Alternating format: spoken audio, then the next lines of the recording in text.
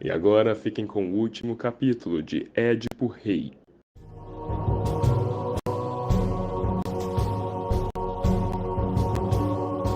Oh, ai de mim! Tudo está claro. Ó luz, que eu te veja pela derradeira vez. Todos agora sabem, tudo era interdito. Ser filho de quem sou, casar-me com quem casei e eu matei.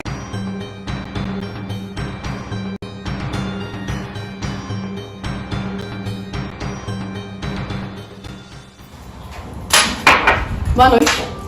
Interrompemos a nossa programação para informar que Sócrates acaba de ser condenado à morte pelo júri dos cidadãos atenienses. Ele foi considerado culpado sob as acusações de não reconhecer os deuses do Estado, criar novas divindades e corromper a juventude. Passo a palavra agora para Sandra Nemberg, direto do tribunal. É isso mesmo, Ulisses. Estou aqui em frente ao Tribunal de Atenas, onde já podemos perceber a manifestação de alguns jovens a favor da liberdade de Sócrates. Hoje, mais cedo, a imprensa não foi liberada dentro do tribunal, mas recebi a informação de que, apesar de estar sendo condenado, Sócrates parecia muito tranquilo durante todo o julgamento. Além disso, também fomos informados de que, pelo julgamento ter sido muito acirrado, Sócrates poderia ter sugerido uma pena mais branda, como o pagamento de uma multa, por exemplo, mas ele optou por permanecer com a pena de morte requerida pelos cidadãos Melito, Licão e Anitos. Voltamos agora à nossa programação normal. Muito obrigada.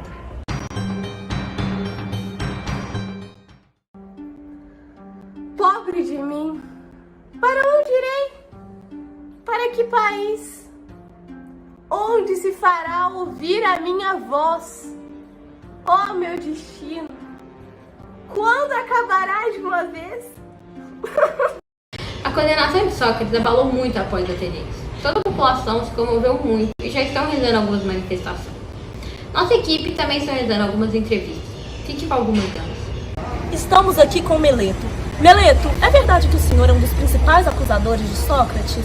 É verdade sim, mas tudo tem uma explicação. Já é de conhecimento geral que Sócrates desrespeitava os deuses, criava novas divindades e ainda por cima corrompia a juventude. Todo cidadão de bem já sabe que isso é mais que um motivo para levar alguém à condenação. Ok, então para o senhor, o que na verdade seria bom ou ruim para os jovens? Bom, acabou, não dá.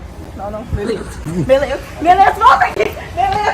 Meleto! Desde a Guerra de Troia, nunca vimos uma tragédia assim. O Sócrates, ele era meu professor e por isso eu tinha um carinho muito grande por ele. Certo dia eu fui ao oráculo e perguntei se existia alguém mais sábio que meu mestre e eu recebi uma resposta negativa. Mas quando eu fui contar sobre isso para o Sócrates, ele discordou.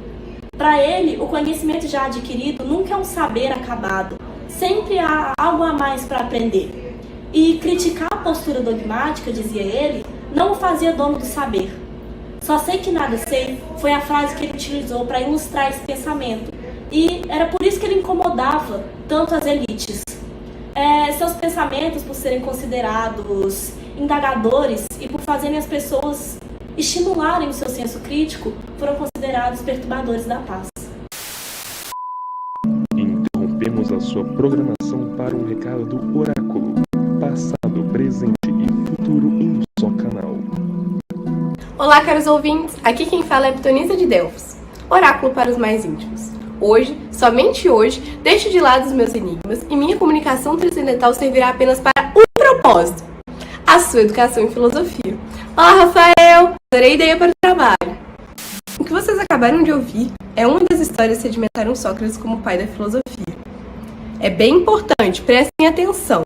E é claro que ela ocorreu aqui no Oráculo de Delfos. Quando Querofonte veio me questionar sobre quem era o mais sábio de Atenas, a resposta era óbvia. Mas Sócrates não era o mais sábio pela quantidade de coisas que sabia. Não, ele era o mais sábio por saber reconhecer sua própria ignorância. E este é o único caminho para o conhecimento. Menino esperto, viu? Não é à toa que lhe atribuíram a frase "só sei que nada sei". Se bem que não sei se foi ele que disse com essas palavras, mas tudo bem, a mensagem está dada. Volto daqui a pouco com mais recados para vocês. Sócrates nunca nos respeitou como filósofos. Nós, os sofistas, somos iguais a ele. A única diferença é que nós acabamos vendendo nossos ensinos. Ele fazia de graça. Não entendo por quê. Nós temos família para alimentar. Ele também.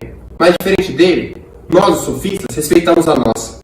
Ele, por exemplo, aceitou uma pena de morte, nem lutou por uma pena mais branda. Ele hoje poderia estar com a família dele protegendo, mas não está. Eu acho que Sócrates tinha que ter sido condenado à morte mesmo. Ele ousou questionar a soberania divina em pleno século IV a.C. Que ele aproveite a passagem só de ida para o Tártaro. Sócrates foi o pensador mais importante que já existiu.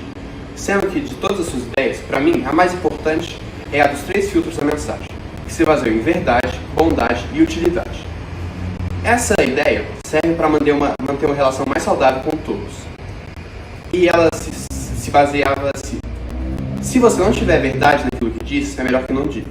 Ou então, se aquilo não for bom para quem escuta, também não diga. E em terceiro lugar, se não for útil para ninguém, é melhor que não diga também. Sócrates? Conheço, não. Na Ágora, sempre fazia vários questionamentos sobre tudo. O que é coragem, o que é justiça, o que é virtude, o que é beleza. Eu nunca fui um grande fã de Sócrates. Na verdade, eu até não gostava dele. Eu lembro uma vez que a gente estava na Ágora discutindo sobre liberdade. Eu, que era um cara mente fechado na época, e ignorante, achava que todo mundo estava errado. Então Sócrates veio e eu pensei assim: mais um trouxa para me enganar. Aí ele veio até mim com uma pergunta simples, mas tão simples, mas que tinha uma grande profundidade. Eu fui tão tolo e não percebi que aquela era realmente a ironia socrática. Com perguntas simples como aquelas, ele me fez refletir por horas e quebrou completamente os meus conceitos sobre o que era a filosofia e tudo o que eu pensava. Então eu posso afirmar que Sócrates realmente fez eu me aproximar da verdadeira filosofia. Você sabia que Sócrates era filho de uma parteira? E assim como sua mãe, também realizava partos, mas partos de ideias. Ele acreditava que o conhecimento saía de dentro de cada um, como se fosse um filho mesmo, que é o chamado maiêutica, que significa parto.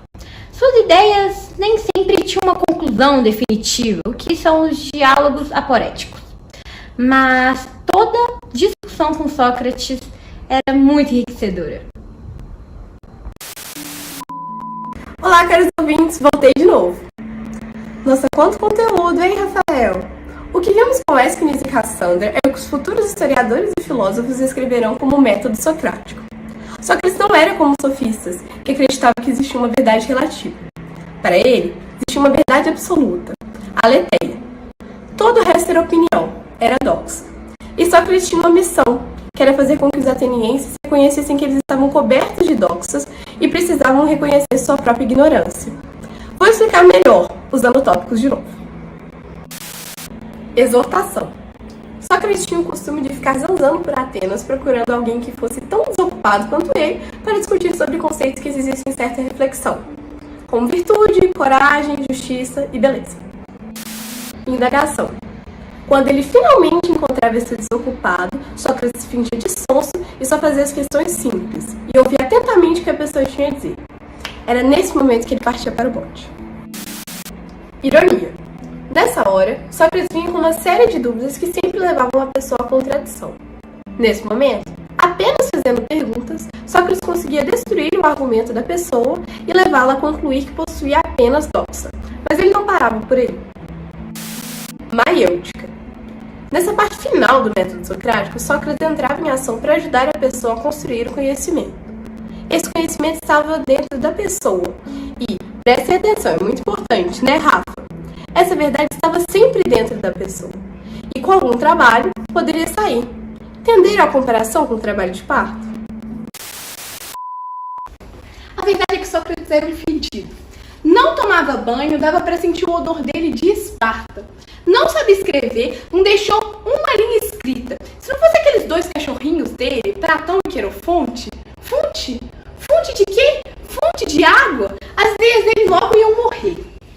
Desse filósofo, o melhor que se pôde tirar foi a inspiração para uma comédia.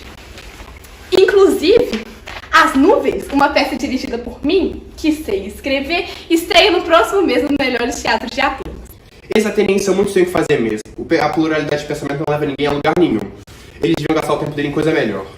Como o que, por exemplo? Guerra, é claro, o cidadão deve servir ao Estado e não à própria cabeça. Não se deixem levar pelo pensamento ateniense. Não se deixem levar! Sócrates era meu mestre. Eu devo muito a ele. Suas ideias marcaram minha trajetória intelectual. Depois da morte de Sócrates, eu percebi como que a política é fútil. E a partir de agora, inspirado em meu mestre, minha única ocupação será a filosofia. Como discípulo de Sócrates, eu me sinto na obrigação de propagar as ideias do meu professor. Seus pensamentos serão imortais. Sócrates revolucionou a filosofia.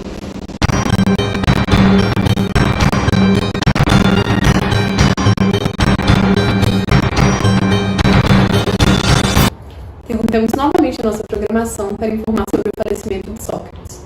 Ele foi executado há pouco, em meio a seus admiradores, com a ingestão de um copo de cicuta. Uma boa noite. É isso mesmo, estou aqui com Fédon, um dos discípulos de Sócrates que estava no momento da execução. Fédon, conte um pouco melhor para nós sobre o momento que presenciou. É verdade, eu estava lá. Eu tentei sentir compaixão. Tentei, juro que tentei, mas não consegui. Sócrates parecia tão alegre, tão pleno. Mas na verdade é uma questão de coerência. Muitos discípulos de Sócrates não entendem isso. Mas o homem que vive a verdadeira filosofia passa a vida inteira se preparando para a morte. Assim fez Sócrates. Ele era muito comedido, quase não comia, quase não bebia, ele fazia apenas o essencial. Cuidai de vossas almas, ele dizia.